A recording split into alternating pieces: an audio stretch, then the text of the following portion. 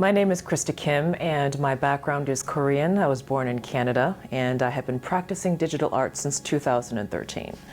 I actually graduated in Singapore in a Master's of Art and Fine Art. That was 2013. And it was during my studies there where I decided to transfer from painting into digital. And I also wrote a manifesto in 2014 for Techism, so I founded an art movement. When I created the Mars House, I was trying to determine whether or not a digital house, a house that exists in the Metaverse, can be sold for around the same price as an actual house. So that was the question I was asking myself when I minted the piece, and I wasn't sure about how it would be received by the collectors or by the public at large, because back in February and March, there wasn't any discussion about the metaverse yet. So for me, I always saw that the future of NFTs would be in the metaverse, 3D digital assets that you own that are interoperable in virtual reality and in augmented reality. So the Mars House was an iteration and I would say a harbinger for that future of NFTs. So that was why I guess Mars House became such a controversial piece. It's because it actually sold for the same price as a physical house. And it was the first house, real estate, that was sold as a metaverse asset. So it's quite exciting. So my practice as an artist began foundationally through the practice of meditation. And for me, I actually suffered anxiety, depression. I went through a very difficult divorce at one period. And so that brought me to, meditation. I began this journey spiritually, and I learned transcendental meditation. And so I practice it twice a day. And because of this practice, it actually transformed me as an artist.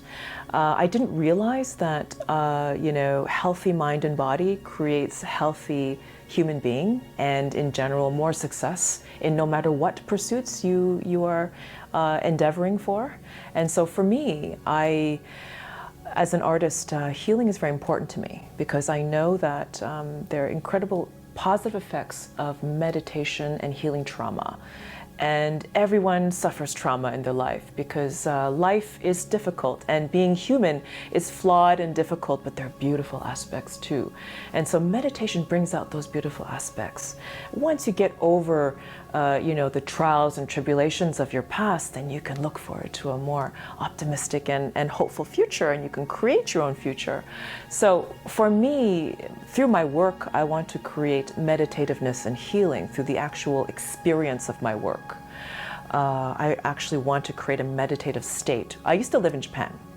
So when I lived in Tokyo, I would go to Kyoto 3 or 4 times a year because that is a place where the real secrets of pure, art and how consciousness permeates through art are revealed. Just through being there, I learned that our environment and the power of intention of the creator to create a beautiful, serene, Zen state of consciousness for the viewer, that's an entire experience that can be experienced through cuisine, through gardens, through fashion, through architecture, and experience is there, right? So for me, I want to create that kind of Zen garden experience for the viewer through my art, because digital is a space of chaos. Digital is a space of extreme distraction and relentless information, right? And that's mind pollution. There's overstimulation, right? And I have children, so my children are 14 and 12. I want my kids to experience moments of pure consciousness and have that space, because that's the space where you discover who you are. And that's the space where you have mental wellness and balance in your life. And if you don't have that, then it can, life and digital can really take over, and it can actually cause harm. So balance is very important. I believe that meditation will save us from the machine, and art will save us from ourselves. I love fashion. I love all interpretations of beauty and elegance. And for me, When I did my collaboration in 2018 with Olivier Lapidus, the creative director for L'Envin, my eyes were open to a whole new expansion of my work. And I remember having a wonderful conversation with him. He's one of my mentors. He told me, Krista, you deserve your own universe. You could bring your art into all aspects of design, whatever you want. And fashion is just one interpretation. And, for me, that scared me. In that moment, I was just creating, digital art that's printed onto plexi and just displayed as as one single digital painting, if you will, on a wall. I wasn't thinking beyond that. And so my collaboration with L'Envin really opened my eyes because we were printing on leather. We created amazing sneakers. I love that. The sneakers are amazing. And handbags, of course. Everything was sold out. And of course, we also printed on the fabric of the fine silk made in Italy, the gowns, all the haute couture pieces. The entire collection was inspired by my art. And I have to say that, that was a real pinnacle moment of my life as a creator, a very important moment. And now I'm doing a collaboration with Louis Vuitton where they have actually chosen 200 visionaries around the world, amazing, astronauts, human rights activists like Gloria Steinem and Frank Gehry, architect, and I'm very honored to be included in this incredible list of visionaries. And so for me, I created an artwork. It's a gradient that I created for this celebration of Louis Vuitton's 200th birthday, and I wanted to create an artwork that expresses the future. And for me, the future is Metaverse. The future is also optimism and humanity and hope and resilience. We all suffered an incredible trauma together. COVID-19 was a global pandemic, and everyone understands from that hardship that we need to pay attention to our mental well-being and our health. And we also need to come together, and we need to find solutions to the world's problems together and to tackle them together using creativity, ingenuity, the latest technology. It's a new world. It's a new world that we are living in, and it's a new future that we are creating right now.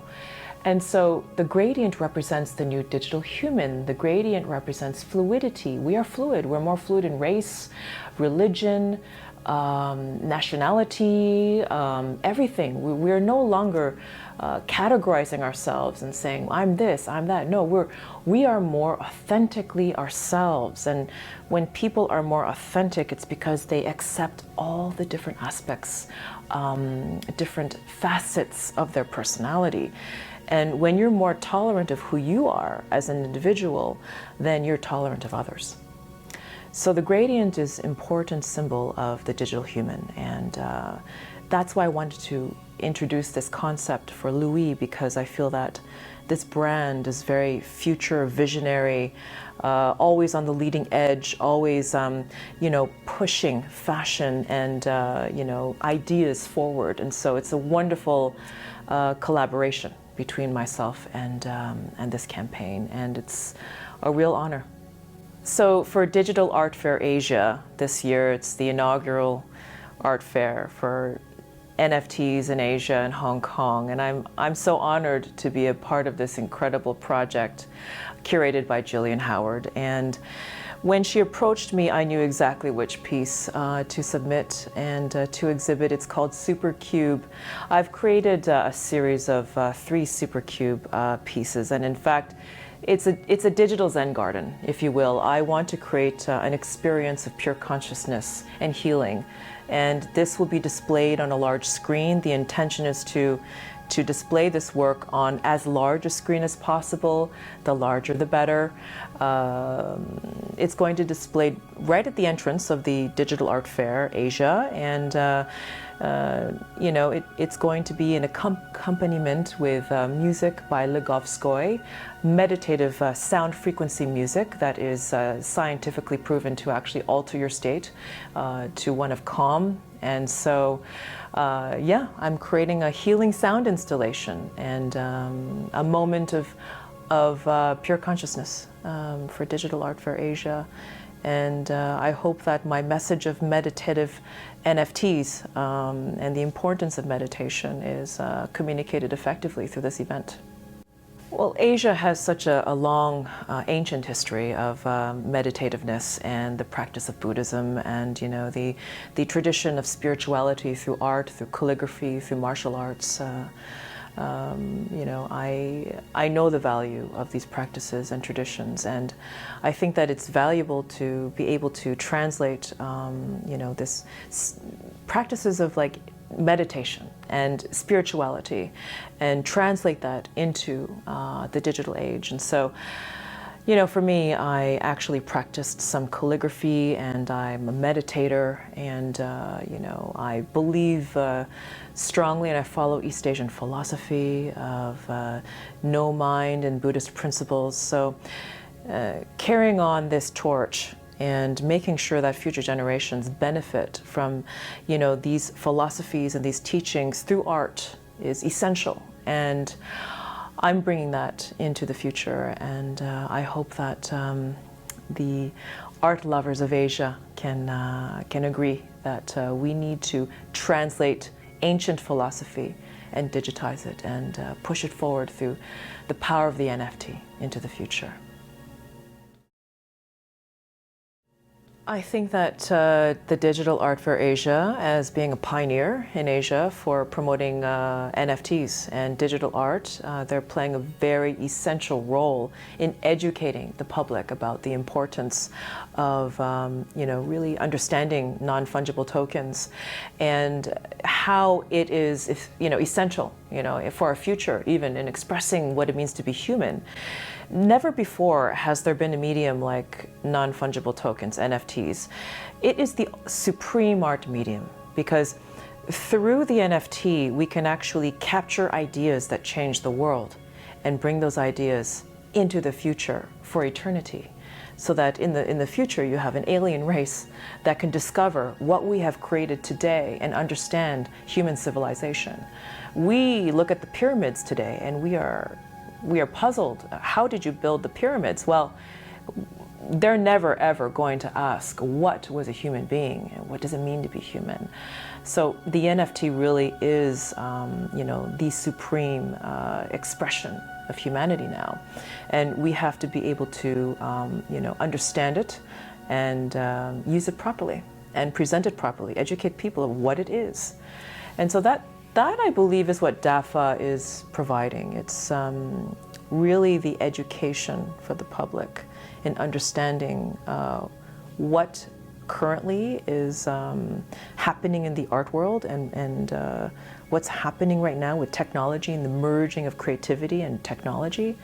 Very important, because if we only focus on paintings and sculpture right now, I don't think that we're creating we're not serving the public. We have to have everyone engaged in the leading edge of technology because there's exponential change.